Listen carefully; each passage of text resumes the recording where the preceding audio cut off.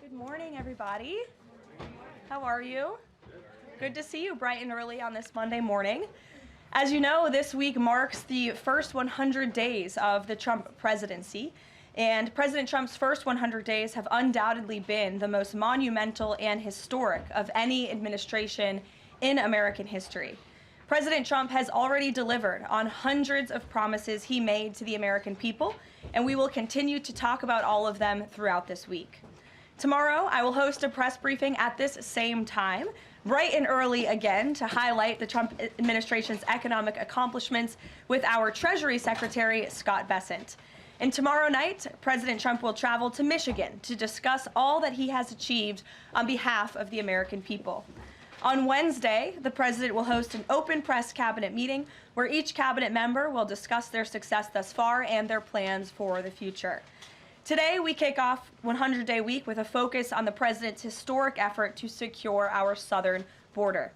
Later this afternoon, President Trump will sign an executive order on law and order and another executive order on sanctuary cities.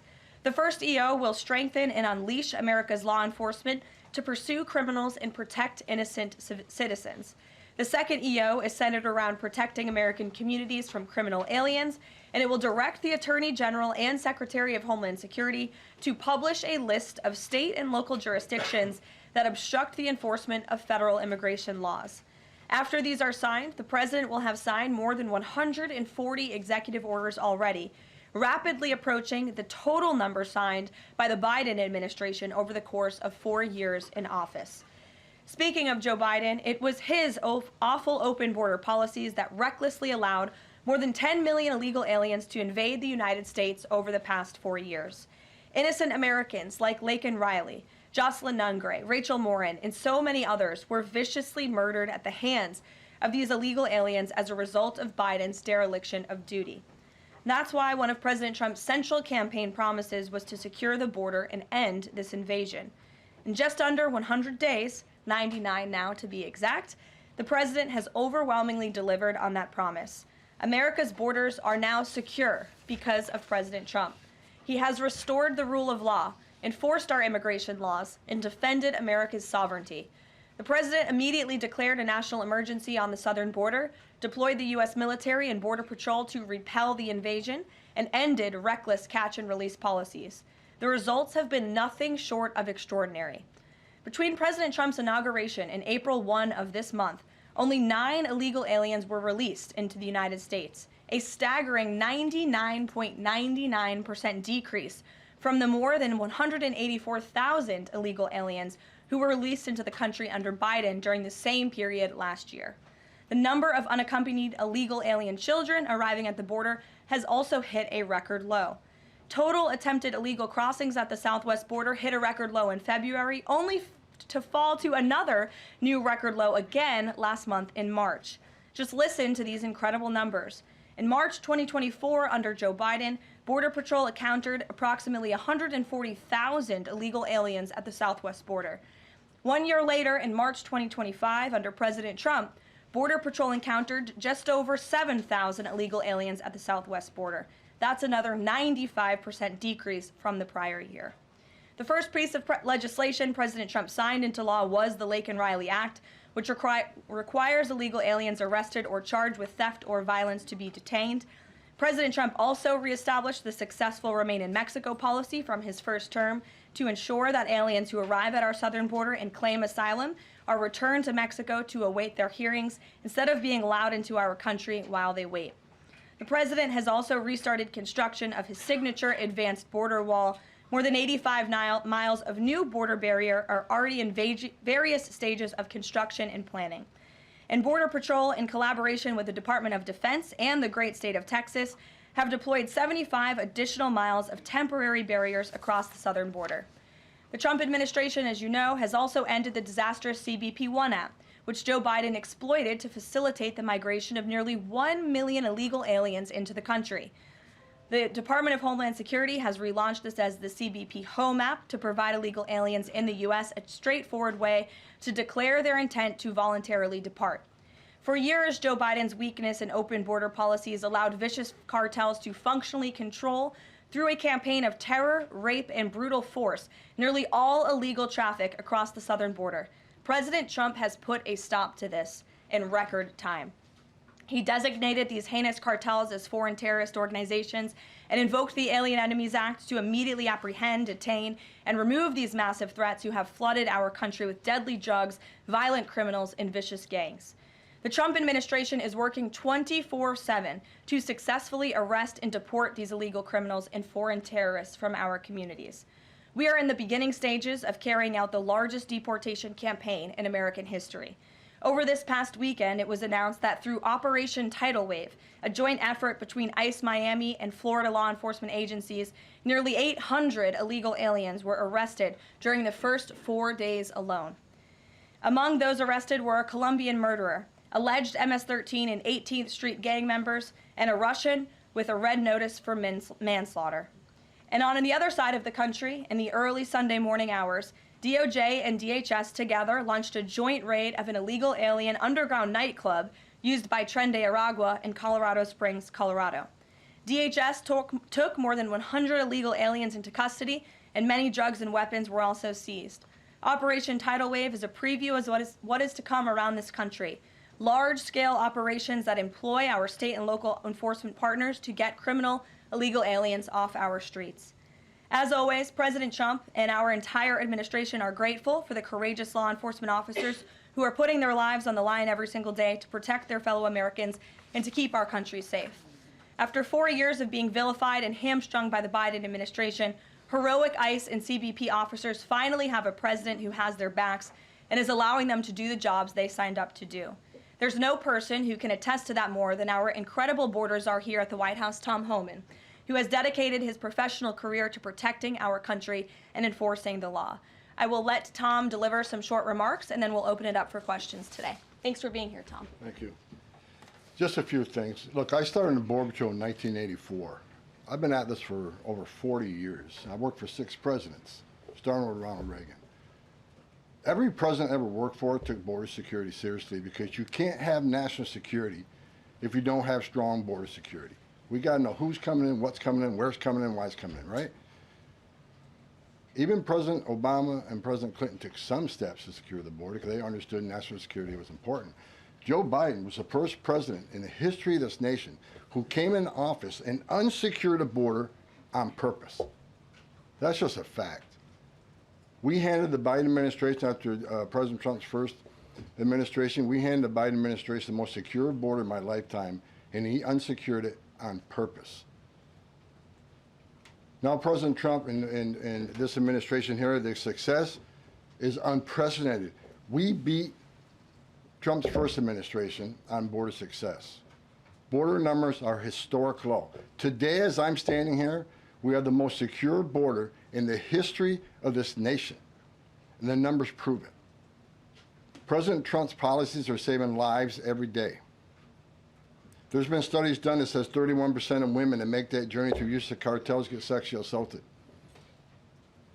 When President Trump has illegal immigration down 96%, when 96% less people are coming, how many women aren't being sexually assaulted by the cartels? How many children aren't dying making that journey? How many women and children aren't being sex trafficked into this nation? How many known suspected terrorists aren't making it into this country? How many pounds of fentanyl isn't getting into this country to kill young Americans? How many women and children aren't sex trafficked? Under Joe Biden, sex trafficking is up 600%. We had 4,000 aliens dying making that journey. We had 250,000 Americans dead from fentanyl that came across an open border. President Trump's policy saves lives every day. Even the border wall saves lives. The people want to hate on the border wall. Every place a border barrier has been built, illegal migration's declined, illegal drug flows decline. But you know what no one talks about? The border wall saves lives. Because the most vulnerable, the women and children, can't get over that wall, which means they're going to a place where there's not a wall. And what's waiting on them? The men and women of the United States Border Patrol who will take care of those humanitarian needs, the health needs right off the bat. We just rolled the numbers. Let me talk about a few numbers that are important to me. Under the Biden administration, we averaged over 11,000 many days, over 12,000, even some days 15,000 illegal entrants in the United States. 15,000. You know what the number was the last 24 hours? 178. 15,000 to 178. Unprecedented success. On an average day in the Biden administration, known gotaways. People we knew crossed the border because they're on video, drone traffic, or sensor traffic. Crossed the border, weren't apprehended, weren't fingerprinted, weren't vetted. Average day under Joe Biden, more than 1,800 gotaways. Yesterday, 38. 38 too many? We'll get that to 0. But we went from 1,800 to 38. And finally, that was said earlier, under the first 100 days, or it was actually January 20th to April 1st, last year, 184,000 illegal aliens were released into the United States. Under this administration, 9. 4 of them were material witnesses in a criminal investigation. We need them here to testify in a serious criminal trial. 4 was extreme medical condition. We couldn't return them because they were in such bad shape. And 1 was a humanitarian issue. This is unprecedented success. The border secure. President Trump saving lives. President Trump has proven no one does this better than President Trump. There is no equal, it's not even close. So God bless the men and women of the Border Patrol. God bless the men and women of ICE who strap a gun to their hip every day, put on a Kevlar vest to not only secure our border and protect our national security, but the ICE agents in the interior, they're removing public safety threats and national security threats every day. While you're all sleeping at 2, 3 o'clock in the morning, there are men and women out there enforcing the law, making this country safe again. And we're going to keep doing it. It's full speed ahead. So I'll leave it at that. Awesome. Thank you, Tom, and thanks for all your great efforts. We do want to open it up to questions. If you have border-related questions for Mr. Homan, and I'm also happy to take any non-border-related questions. I'm happy to take border questions too, but Tom is here offering his time, so we encourage you to ask him questions. We'll start with our new media seat today. As always, Rogan O'Hanley, former Hollywood entertainment lawyer, I didn't know that, Rogan, who got fed up with the far-left ideologies of California and now posts conservative political commentary online for his more than 7 million followers across all major platforms. He joins us today from the great state of Florida. Why don't you kick us off today, Rogan? Thank you, Caroline. In Trump's first 99 days, we've seen a coordinated assault on the rule of law by radical judges who are thwarting his agenda with an unprecedented number of national injunctions. These judges are providing more due process to violent MS-13 and Tren de Aragua illegal aliens than they did for American citizens who peacefully protested on January 6th. As Stephen Miller has highlighted, it would be utterly ridiculous to have full trials and appeals for the more than 15 million illegal aliens that came across our border under Joe Biden. Many are now calling for Trump to circumvent these radical judges and consider suspending the writ of habeas corpus solely for these illegal aliens in accordance with the terms of Article 1, Section 9 of the United States Constitution, which explicitly allows for such a measure when there is a rebellion or invasion. There's strong precedent for this action, being that it was exercised by 3 of our greatest presidents, Abraham Lincoln, Ulysses S. Grant, and Democrats' favorite president of all time, FDR. All 3 of which are not only celebrated by historians, but are immortalized on our national currency with their faces on there. Furthermore, all 3 used it against American citizens, where in this instance, we would only be using it against illegal aliens. I think almost every reasonable American would agree that 15 million illegal aliens coming across our border under Joe Biden counts as an invasion, especially since many, as you highlighted, are now robbing, assaulting, raping, and killing American citizens. Historic assaults on our republic require reciprocal action from our government. Can you please let us know if and when the Trump administration is planning to suspend the writ of habeas corpus to circumvent these radical judges who are infringing on his Article 2 powers and to start shipping out illegals en masse? I have not heard such discussions take place, but I can assure you that the president and the entire administration are certainly open to all legal and constitutional remedies to ensure we can continue with the promise of deporting illegal criminals from our nation's borders. And I also agree with the premise of your question, which doesn't happen in this room often, but I do agree with yours. It is absurd that the previous administration was allowed to allow 15 million that we know about illegal aliens into this country with very little pushback from our judicial branch. But this president is trying to simply enforce our nation's immigration laws and is facing roadblock after roadblock. So we're complying with court orders, but as Tom Homan has said every day, we're going to continue to forge ahead with this mass deportation campaign, and the president is open to all remedies to do that. Thanks for being here today, Rogan. If I can also answer your question, as far as the judges, look, we just arrested a judge, Pam Bondi, for impeding ICE enforcement removals. I said from day one, you don't have to support ICE's operations. You can support sanctuary cities if that's what you desire to do. Sanctuary cities can stand aside and watch ICE keep their communities safe, because any public official, whether you're mayor, city councilman, or governor, their number one responsibility is protection of the communities. And ICE has been clear, we're targeting public safety threats and national security threats. I can't believe there's any elected official, and especially a judge, that doesn't believe we should be doing that, and they should be helping us. But I said from day one, you can sit aside and watch, you can argue against us all you want and protest all you want, but when you cross that line, I've said this 1,000 times, when you cross that line to impediment or knowingly harboring, concealing an illegal alien from ICE, you will be prosecuted, judge or not. And as far as releasing so many people, you know why the Biden administration released millions of people in the United States? No one ever talks about it. I'll talk about it. Why did they release people into the interior of the United States and put them, rather than put them into an ICE bed? Why not put them in an empty ICE bed at $127 a night rather than in a hotel room at $500 a night? They did it on purpose, because when you put them in ICE detention bed, they get a hearing in 35 days. Court records show 9 out of 10 people claim asylum, get order removal, they're gone. But if you release them and put them in a hotel room at $500 a night, their hearings could be 5, 7, 9 years if you pull out all appeals. And what are they hoping for then? That another Democrat administration is in power. They can award an amnesty to millions. This is about selling this country off for future political power. That's what it was. The law clearly says if you arrive at our border without proper documentation, you shall be detained. Not maybe, not think about it, shall. And that's what President Trump's doing. Catch and release is over. That's what the law says, and that's what we've done. Mary. A question on Abrego Garcia, if I can. The president recently said when it comes to facilitating his release, he's leaving that up to his lawyer. So just to be clear, have there been any negotiations between the U.S. and El Salvador over his release or facilitating his release? I will tell you what the president of El Salvador told all of you in the Oval Office. El Salvador does not intend to smuggle a designated foreign terrorist back into the United States. He is an El Salvadorian national. That is his home country. That is where he belongs. And the administration intends to comply with what President Bukele said of El Salvador. He does not intend to send that individual back. So that's a no. There's been no talks. What I have told you is that the president of El Salvador has made this quite clear. Kate. Caroline, can you tell us more about the meeting between President Trump and President Zelensky over the weekend? Did that meeting change anything? Did Trump leave that meeting thinking any differently about negotiations and next steps on this? Look, the president talked about this after the meeting himself yesterday when he took questions from reporters on Air Force One.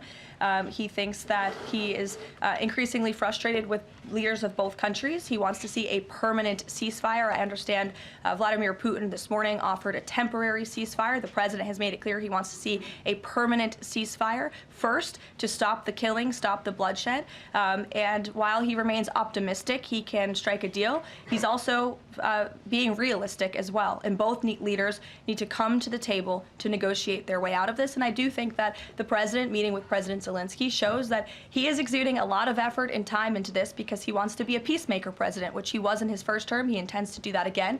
And this is an incredibly difficult situation and conflict that President Trump inherited from President Biden, who allowed this war to start in the first place, but he's focused on solving this problem. Does anyone have border questions? Sure. Okay. Thank you, Caroline.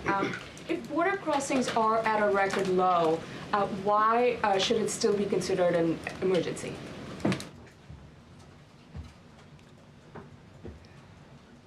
It's because of what has happened on the last administration.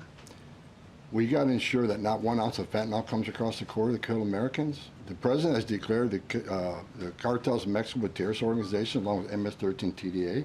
They've killed more Americans than every terrorist organization in the world combined.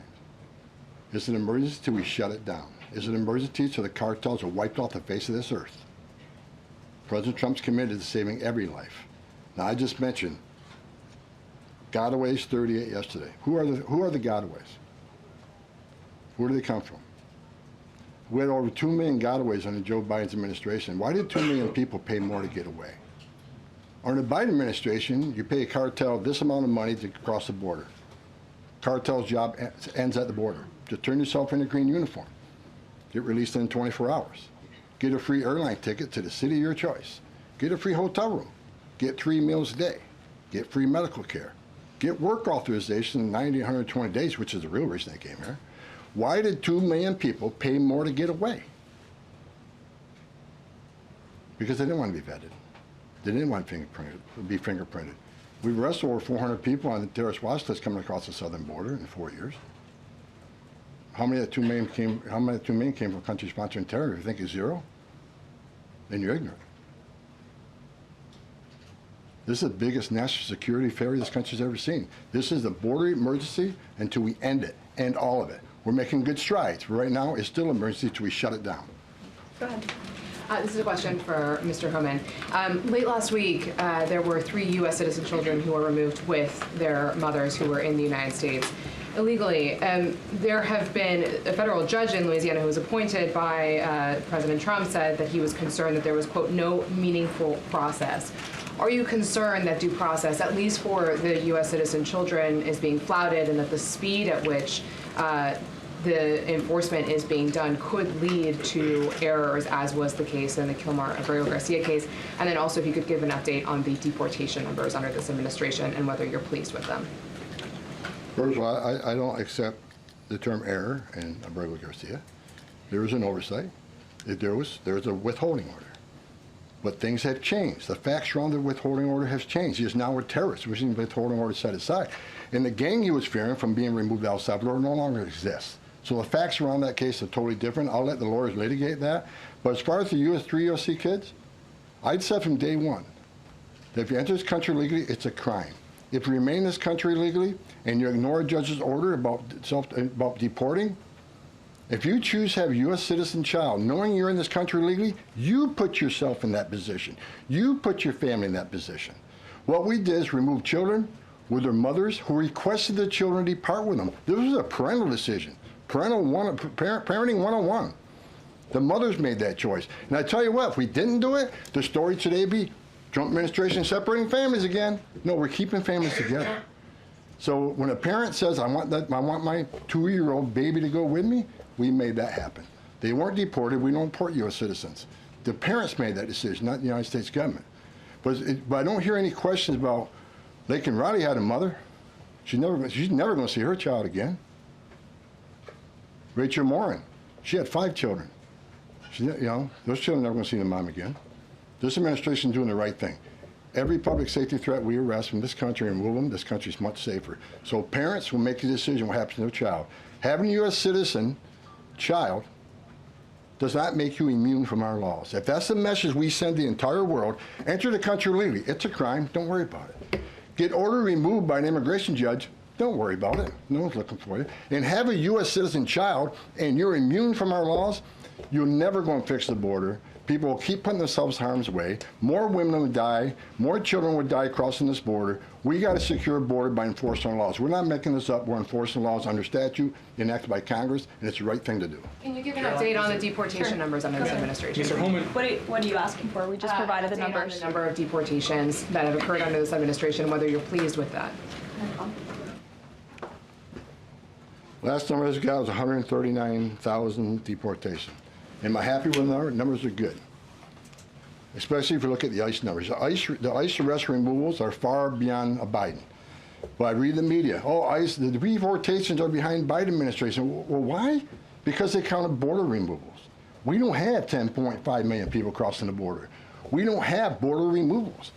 So Joe Biden could have deported 5% of his encounters, and numbers will still be higher than us on the border removals because we have a secure border, the most secure border in the history of this nation. Compare apples to apples, ICE arrests and deportations are far more than Joe Biden. That's right. Caroline. Sure, go ahead. Mr. Homan, talking about the border wall, can you give us an update as far as how many miles are being built today? And is Mexico paying for it, as the president said they were going to? Well, first of all, I'll answer that question because I already answered it in my opening remarks. To date, since January 1st, there's been more than 85 miles of new border wall construction in various stages of that construction and planning. The president has made it clear to Congress that we want to see more funding for not just border wall construction, but also to support our ICE agents and our Border Patrol agents who are on the ground facilitating with this mass deportation effort. So he's clear that Mexico is not going to pay for it? Is that what you're saying? Let's address that. Trump said Mexico won't pay for the wall. They have in a roundabout way, have they not? Putting 10,000 military on the northern and southern border, taking the action they did to remain in Mexico. They didn't have to do that. They're doing it.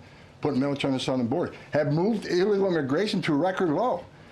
We're saving millions of dollars every day on detention, transportation, removal proceedings.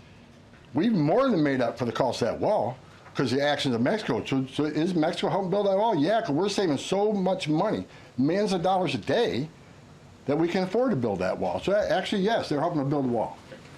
John Number. Thanks a lot, Caroline. Mr. Homan, a question for you. You're the border czar. Can you give an estimate as to how many individuals are in the United States illegally? That's number one, and I'm sure you're very familiar with that number, an estimate.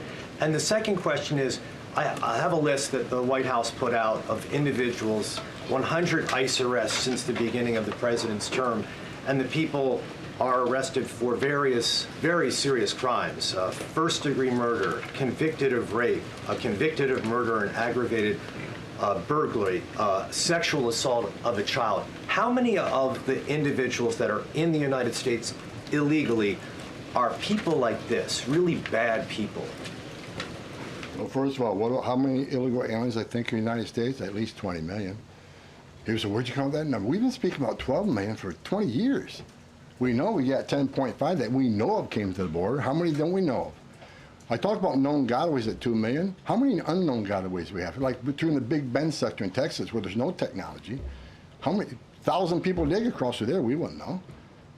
We would know now. But, you know, so I would venture over 20 million. But your question is, last count, last I looked, there was about 700,000 illegal aliens with criminal charges walking the streets of this country. 700,000. And that's what we're looking for now. That's what we're prioritizing. Them and national security threats.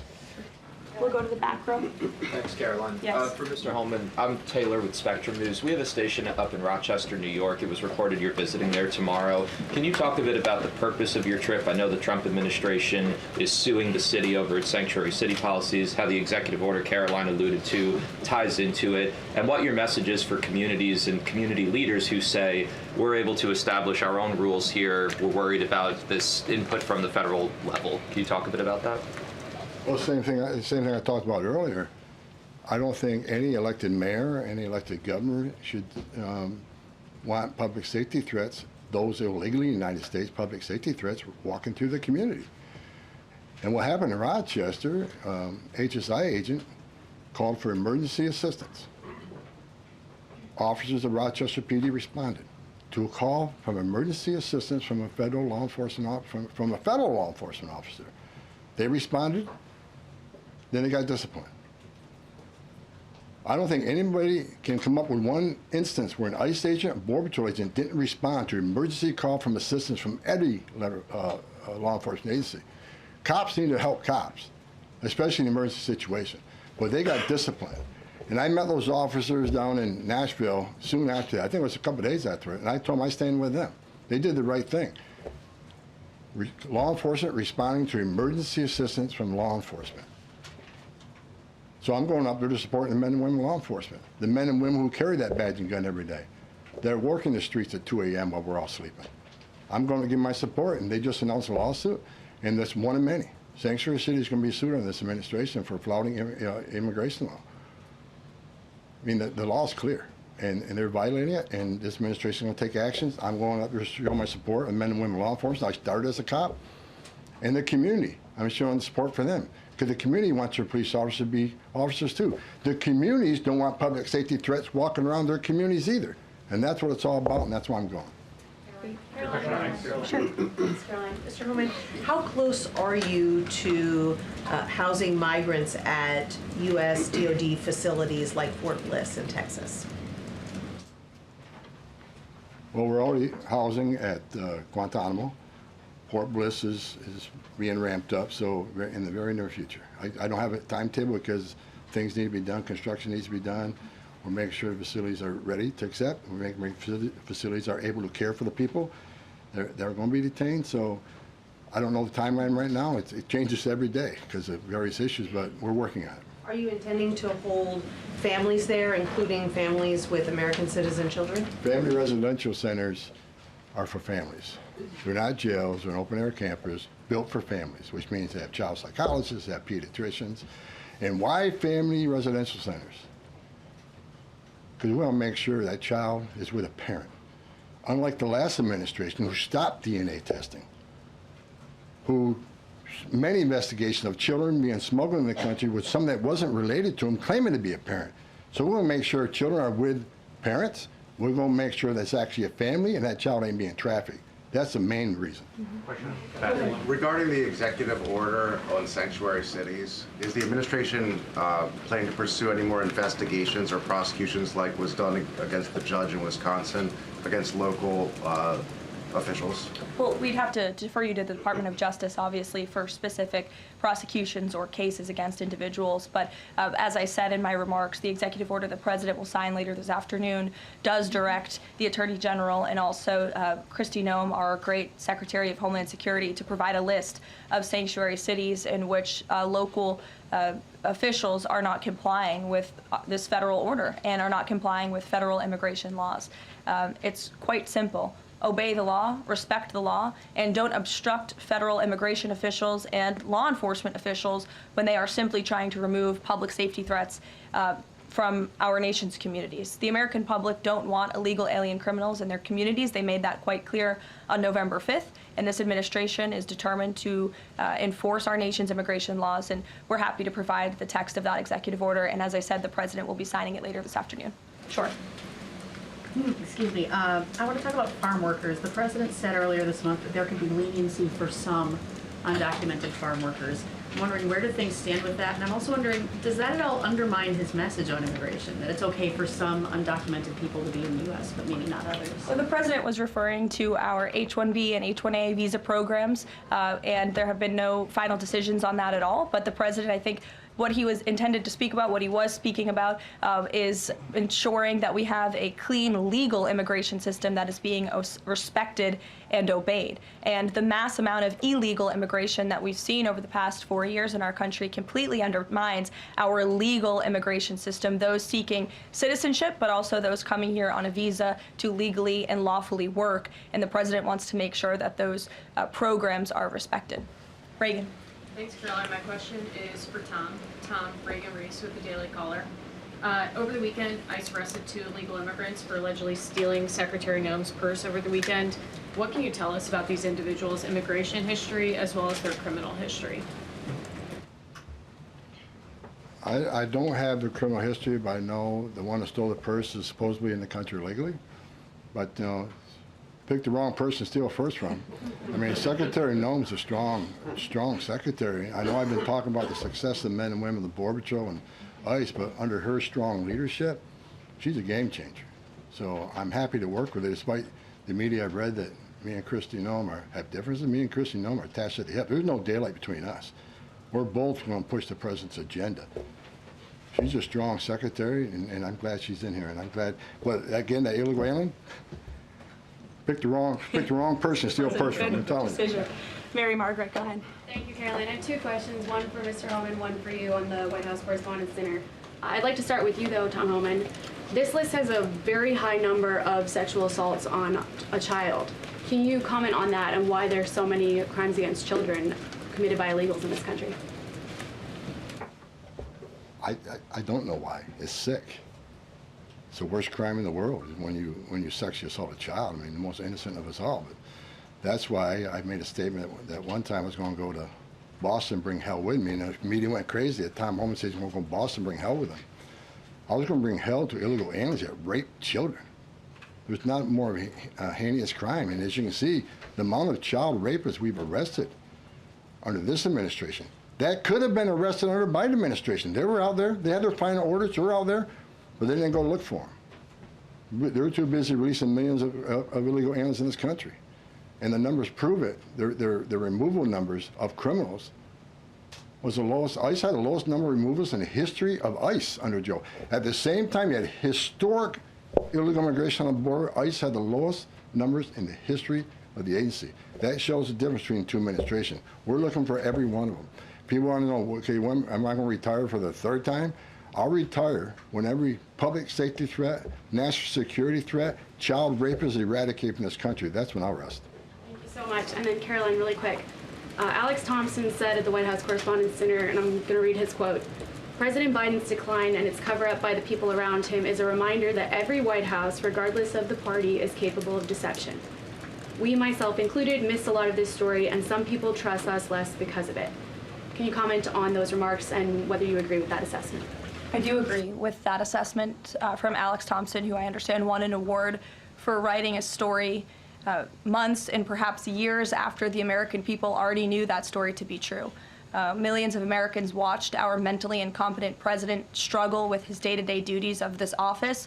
We watched our country be ran into the ground as a result, and nobody in the media wanted to write about that, talk about it. There were many reporters, I will say, right-leaning reporters who did talk about that, who didn't get awards, didn't get coverage. In fact, they were lambasted for their coverage. And I remember being on President Trump's campaign, talking about Joe Biden's clear mental incompetence and being accused by people in this room of manufacturing deep fake videos, trying to persuade the public into not believing what they saw with their own eyes for many years. And I think it's about time the legacy media finally admits that was one of the greatest cover-ups and scandals that ever took place in American history, and certainly it did contribute to the decline in the trust that Americans have for the legacy media. Peter, which, by the way, is why we've made many changes to this briefing room in this White House. It's long overdue. Peter, go ahead. Thank you. A few things. You guys arrested a Milwaukee County circuit judge for allegedly helping illegal immigrants get away.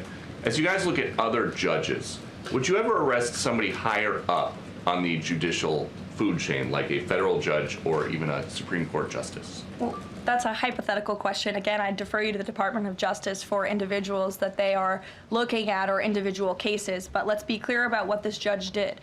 She obstructed federal law enforcement who were looking for an illegal alien in her courthouse. She showed that illegal alien the door to evade law enforcement officials. That is a clear-cut case of obstruction. You don't have to be a lawyer to understand that. And so anyone who is breaking the law or obstructing federal law enforcement officials from doing their jobs is putting themselves at risk of being prosecuted, absolutely. You guys have at least 18 written trade proposals. We still don't know who they are from or what they contain. What is the holdup with that?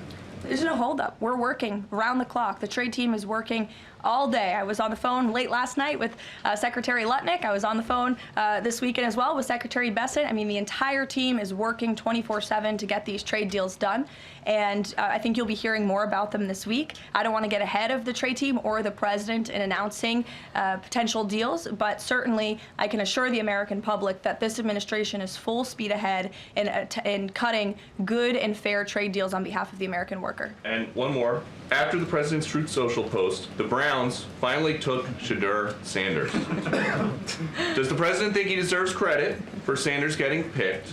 And does he think going to the Browns is better than being undrafted? Hey, all I will say is the president put out a statement, and a few rounds later he was drafted. So I think the facts speak for themselves on that one, Peter. We'll go to the back row in the middle, to the blonde. Yes. Thank you, Caroline. Hello. President Trump has said that Secretary Hegseth will get it together. Does he think that Hegseth doesn't have it together right now?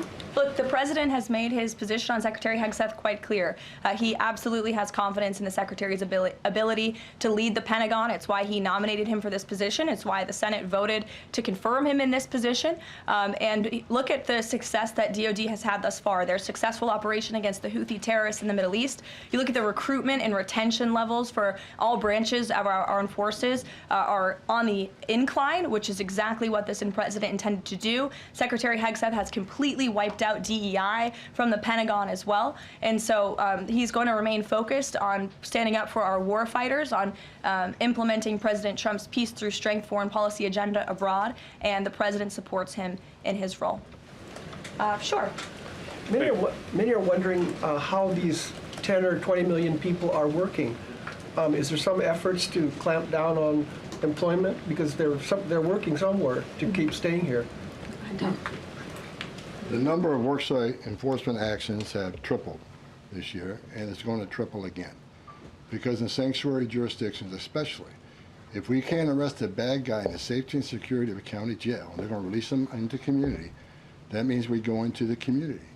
If we can't arrest them in the community, we'll arrest them at their work site. We got to do what we got to do to arrest public safety threats. There's no sanctuary for public safety threats in this country. So worksite enforcement is going to increase even more than it already has. And another reason for worksite, the last administration stopped worksites. Where's the number one place we find victims of trafficking, victims of forced labor trafficking, and work sites? So not only are we going to enforce law on work sites, we're going to save victims of trafficking.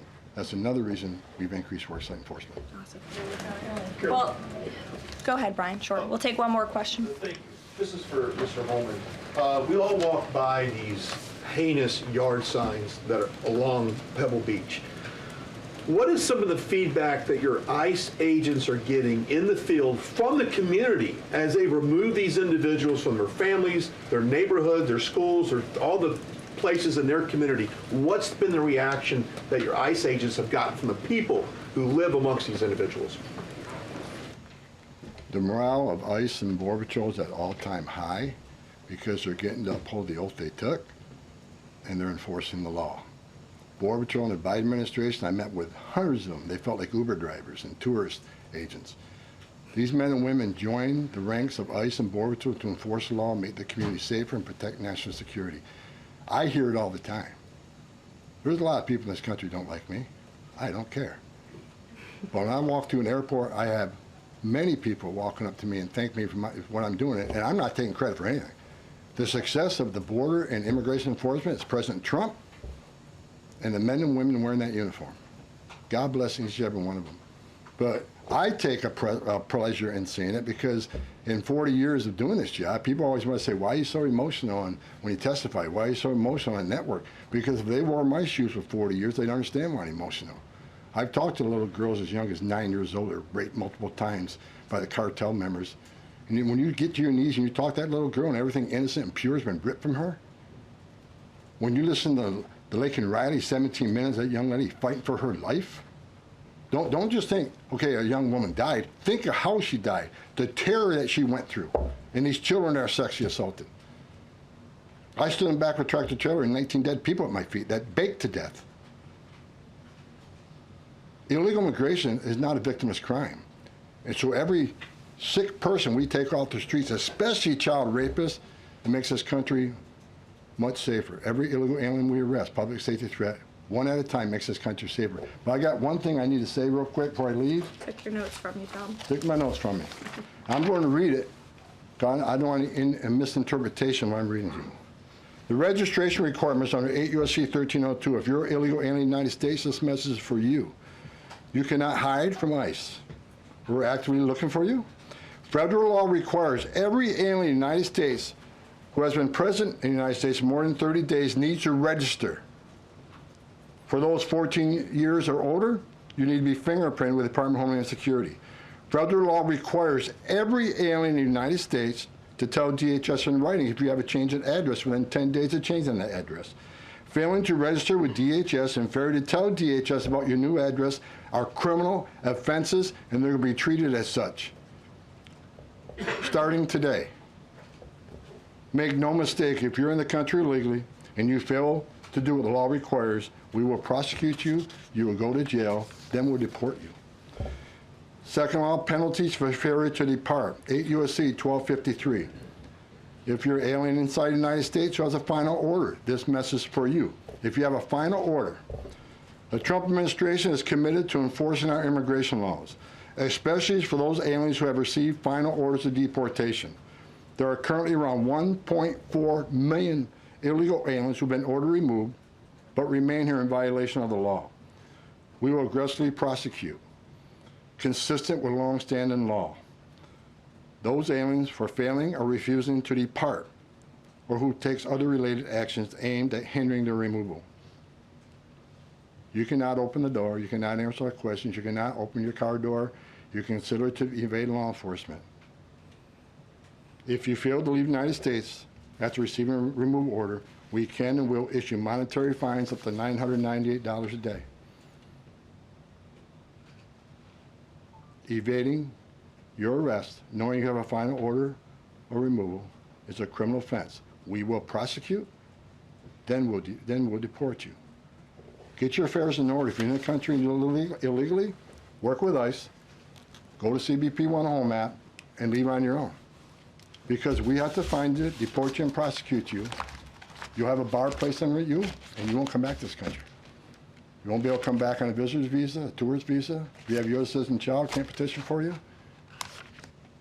If you're in this country, get your affairs in order and work with us and get yourself removed from this country. That's what law requires, and we're going to enforce that law. Awesome. Thank you so much, Tom. You can get back to work now. Look, he's already leaving. He's got a lot to do, a lot of illegal immigrants to deport. But thanks, everyone, for joining us bright and early this morning. As I said at the top, we will do this again tomorrow to talk about the economy, which is another promise made and kept by the president. And I'll be joined by the Secretary of Treasury, Scott Bessent, 8:30 tomorrow morning. Today, the president is welcoming the Super Bowl champions, Philadelphia Eagles. If we have any Philly fans, that will be at 4 o'clock. And then the president will sign those executive orders I spoke of and a few others at 5 p.m. So we'll see you all later. Have a great day. Thanks, Caroline.